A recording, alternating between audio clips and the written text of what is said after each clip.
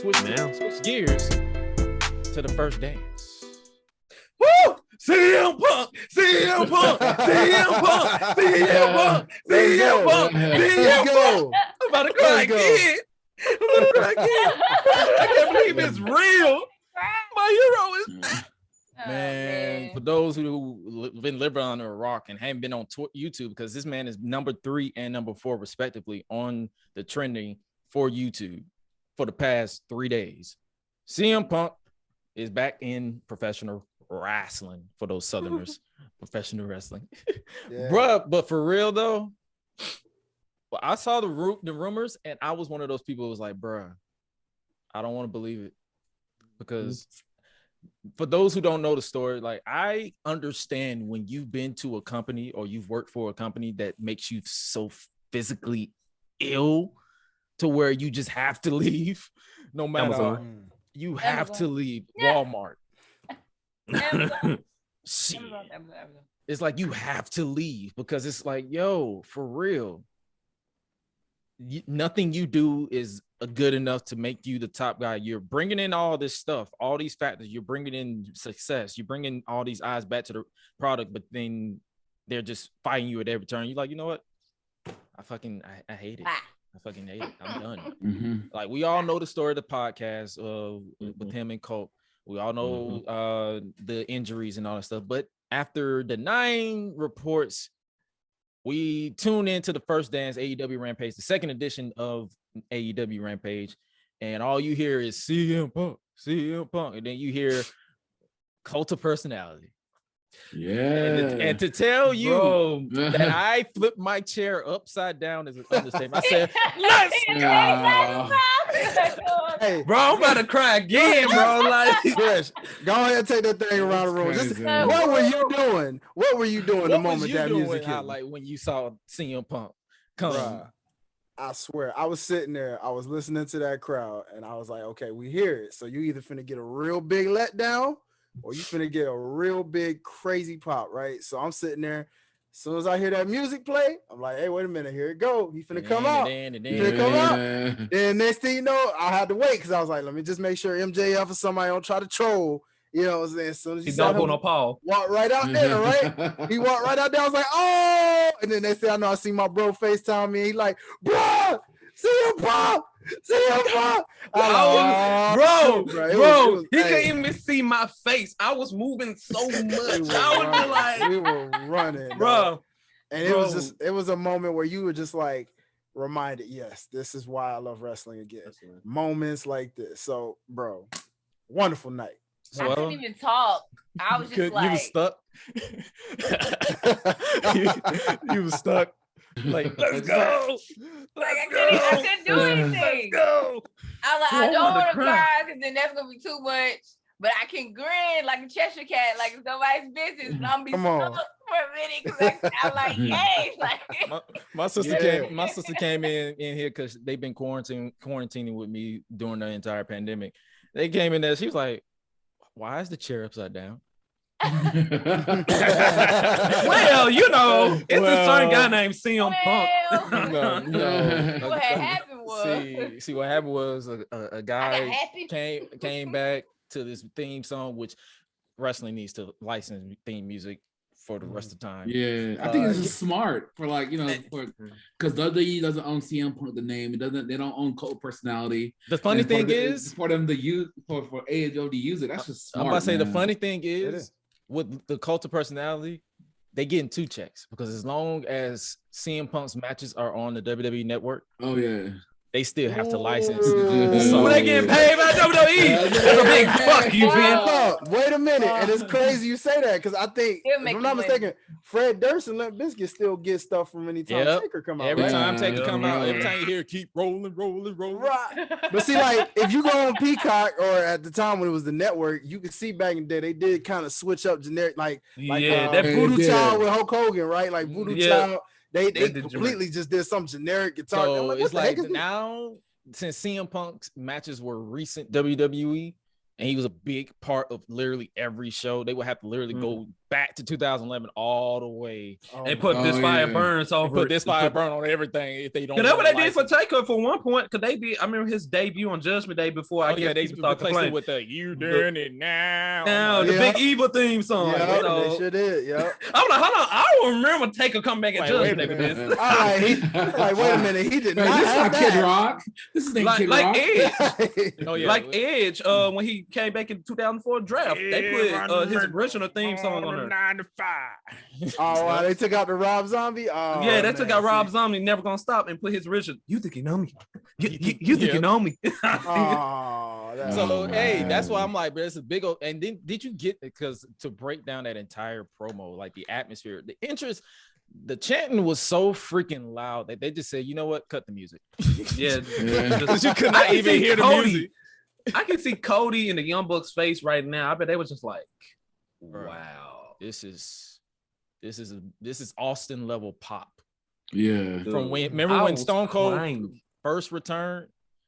Yes. That level pop. This was that level of a pop. Even it was bigger than when he came back for the invasion, when he saved them. That pop, bro. Like when I heard Punk's music, like so much emotion just came out of me. Like Dwayne can tell you, Punk been a huge impact on my life. Being the guy who been, wrestling is not that popular thing in 2011 till he did that famous pipe bomb promo. So you tell people, you tell people was a wrestling, you still watch that. CM Punk made me. I was walking around school with this T-shirt. Walking around. I'm shocked. That's kind of make me sad. I'm 20, about to be 22, can still fit the shirt I had since I was 13. But wow. Okay. But anyway. It was just I was walking around. Punk made me. I used to slick my hair back. I used to. Come on, Dan. Then my teacher used to make me mad. I was like, I'm leaving this school on August the 25th, and I'm going to Cordova High School. I used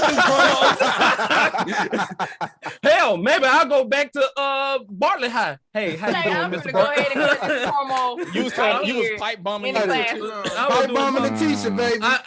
One time, I'll never forget the time. I was like, I'm tired of being in this classroom full of ass kissers. I was just pointing at people, and I was like, "What the hell are you talking about?" I was like, "Oh, too much wrestling. Time me to go." Was the modern DX with the sucking. Yes. Like you people, see everybody with this. Yeah. Like everybody was walking around saying, suck it, and getting in school suspension or detention. Right. Whereas like now people cutting or just pipe a warning.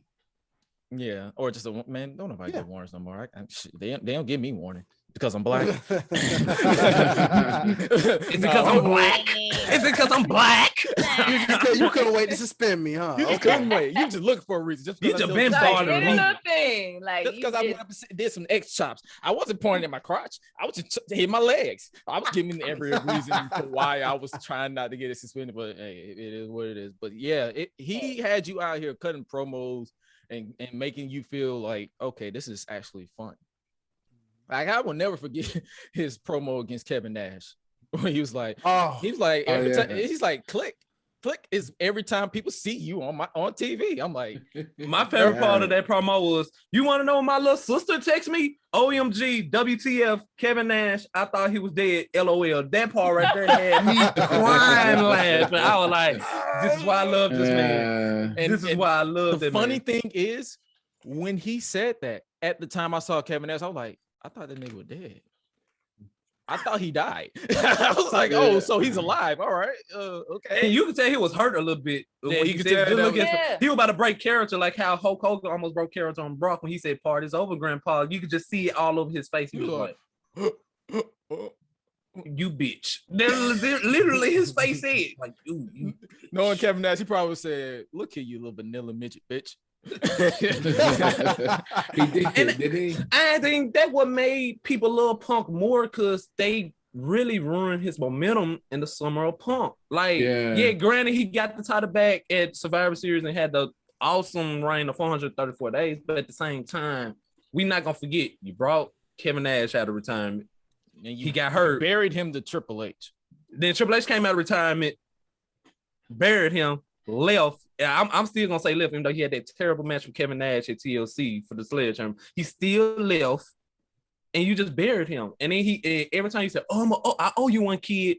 Barry, part-timer, Barry, part-timer, Barry. Like, and then I think he that wasn't was even in the main event for every title defense. And I'm one of those old school heads that I'm like, the world title should always go last. Yeah, it doesn't matter. No way. I mean, he even complained about on that podcast with Cole. He was just saying like, he was a world champion. I think it was at WrestleMania where he fought Jericho. And and he was in the middle. Yeah, it was in the middle of the card.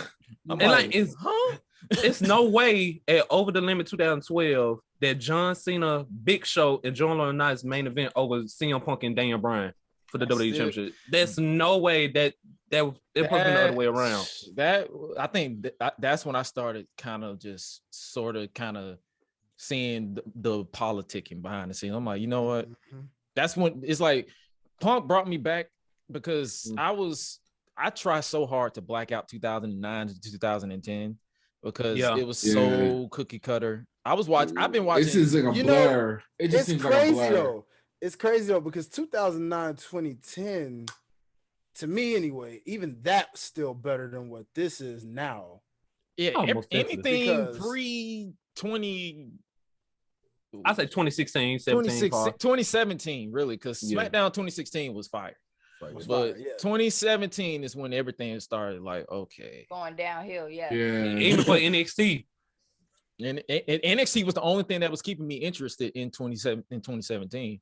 And then now with the CWC, NXT is kind of like, So it's like when I start seeing it, I'm like, you know what? I just started watching it. I was kind of on and off with it. And then when Punk left, I was like, bruh, I understand. I'm done. I understand. Yeah. I was still around with Daniel Bryan because I'm a big fan of Daniel Bryan too. But I'm like, I understand. Like when I heard and I read it, I was like, bruh, I get it. Please just take care of you.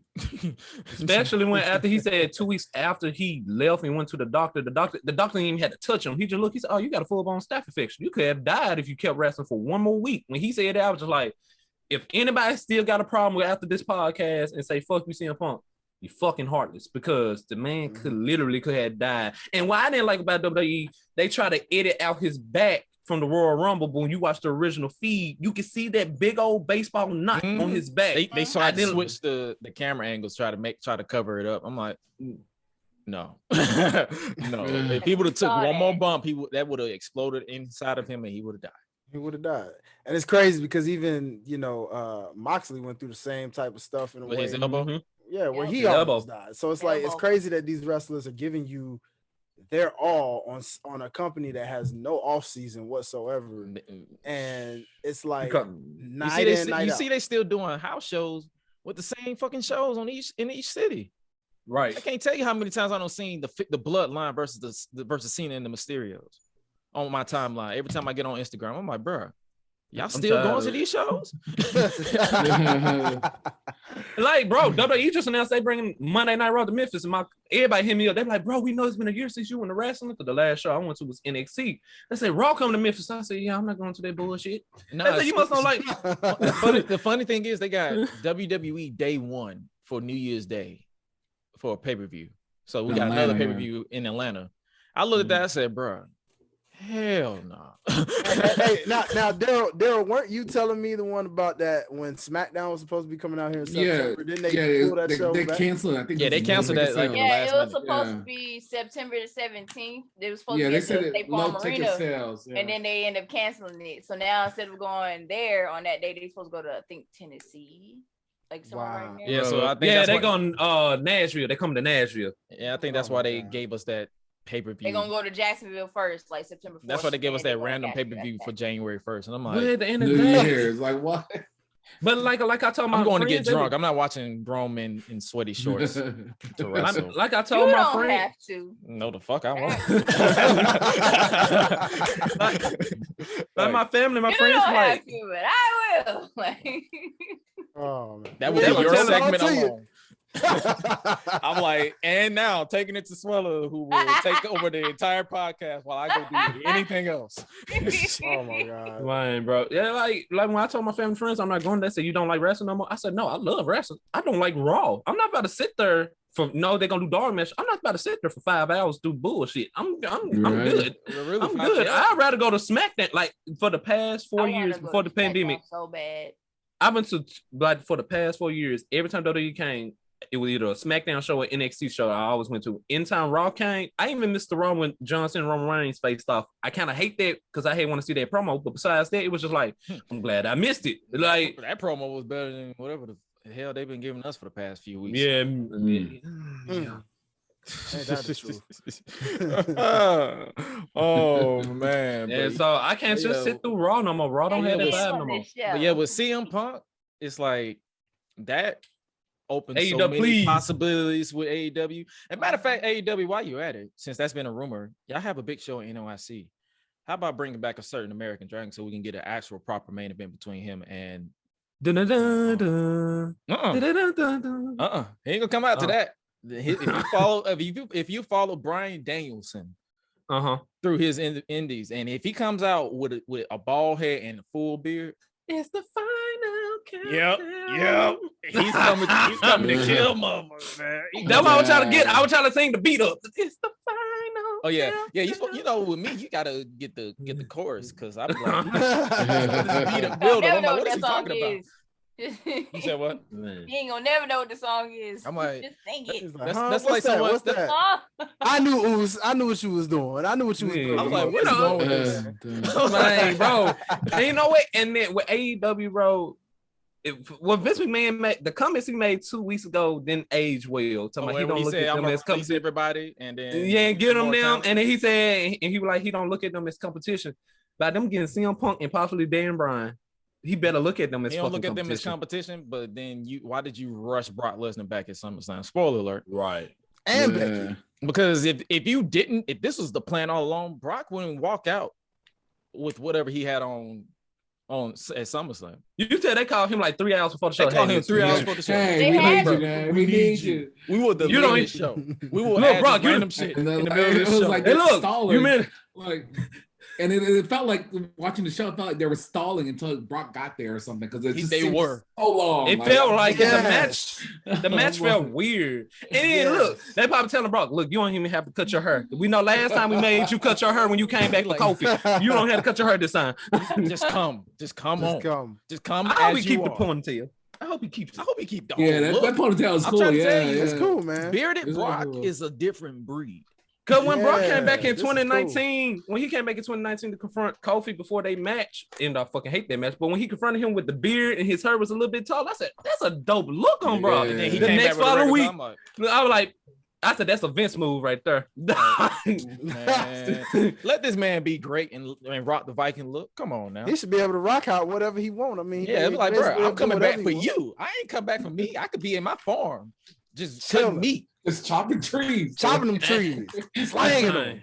Like, but it still don't compare. There's so many possibilities with Punk, though. Man, like Darby Allin. Oh, my God. That match alone sold me on the pay-per-view. But then you just said it. Andrade.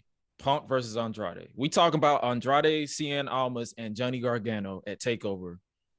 Punk versus Andrade. And it's another match to me. Hi-Lite talked about. Unscripted, a free creative control, CM Punk and John Moxley. Oh shit! Woo! Yeah. Woo! Yeah. Yes, sir. Especially after we saw that promo that he cut on Rampage after on 2.0. He said, look, you got these idiots on the screens and talking a whole bunch of nonsense. And we can confirm that John Moxley was not impregnated by Danny Garcia. Because he was like, he has a better chance of impregnating me instead of taking me out or tapping me out. I'm like, bro, what? That was kind of. He said that. I was like, bro, that's not scientifically possible, but okay. I see what you're going for. I see what you're going for. But like, just think about the possibilities with that. Because when literally after Punk came back to AEW, with debut at AEW, and me and Hi-Lite talked about him and John Mox. I instantly went back to 2013 and one of the promos Punk and John did when he was at Dean Ambrose. I said, this was good, but you can tell it's with a script. Just imagine unscripted now. It's just gonna be like the vibes gonna be violence. Like once they changed John Moxley's theme song from Wild Things, I'm kind of over it personally. And really, I see why they did it.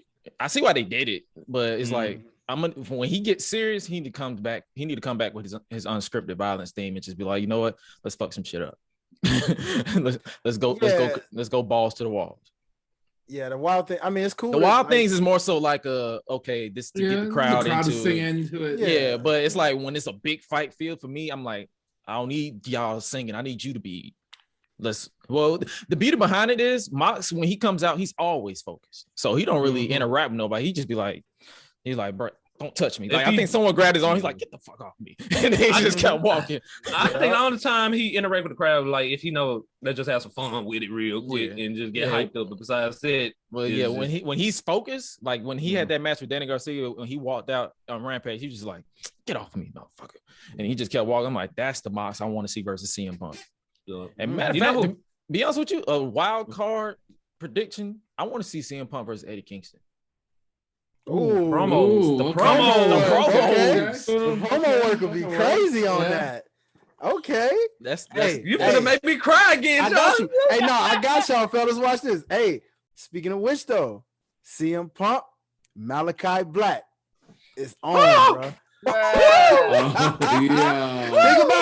about NXT, boy. Think about the old NXT for a second, bruh. Oh my God. What? It's going down. Holy shit. Talk about Mark Out City, boy. Oh my God. Oh, okay, I got a question. So how do y'all feel about CM Punk and Chris Jericho in the AEW environment versus WWE environment? I wouldn't mind it. I mean, I wouldn't mind it. I mean, I feel like I think because we've seen a whole feud with them, it's like, okay. But I mean, the only way I would do that is if you just want Jericho to get a win. Since he never beat Punk. Okay. He hasn't beat. It's one thing he hasn't done. So yeah, true. The 2 times that they faced, he lost. So 3 times they fought 3. Yeah, he lost all 3. I want to see Punk and Omega. Well, that's if Jericho doesn't retire within the next 2-3 years, I wouldn't mind seeing it as like a one-off. Like, let Punk get his momentum, because at some point Punk ain't gonna go undefeated. Like, he's gonna have to lose. Oh hell no! Yeah, he's gonna lose. He's gonna say the only person going undefeated right now. Who? Christian? That's the only person at the moment. For the moment, he'll lose it all out because he ain't winning. Oh, for sure. Yeah, most definitely. I just had a wild card thought. I said, you know what? What if they debut Bryan Danielson and he takes out Christian and takes his spot just for shits and giggles? It's the final countdown. Hey, next thing you know, you see the crowd hijack and go, yes. You know they're gonna chant that because he can't stand Christian. Yeah, they really can't. No, as soon as if you saw the first Rampage, when Don Callis said Christian challenge and Kenny Omega at All Out, they said, boo, CM Punk, yes. I was like, bro, they do not care about I'm not gonna lie. Like, I think I got done with Christian character when he won the TNA title. I was like, okay, that was a good moment, but it's like, bro, that's a consolation that wasn't prize. Yeah. And then for him to retire the TNA title, keep the Impact title, I'm like, you could have used the TNA. Since AEW got this forbidden door, they could use the TNA title. No, the funny thing is, Impact actually retired the TNA title. They've just been using that. It's just a prop. The TNA title belt is just a prop. The Impact Moose was using that to be like a pretend champion. Yeah. And they just decided to unify him for whatever. And that was another thing that made me mad about Christian winning too. You telling me Moose, Sammy Callahan, or Rich Swann could beat Kenny Omega, like the big face. Like Impact really getting the bad end of this Impact looking like collaboration. A bunch of bitches. Yeah, basically, yeah. Look what that did to Kiera Hogan. I was like, you motherfuckers. Even though she's not with Impact no more, I was like, you motherfuckers, y'all really do her like that? Y'all could have threw anybody else in that position if you just wanted to get jaded. With black women in 1 week. Go figure. That's why I had to take that side. Just take it. It's all good. It's all good.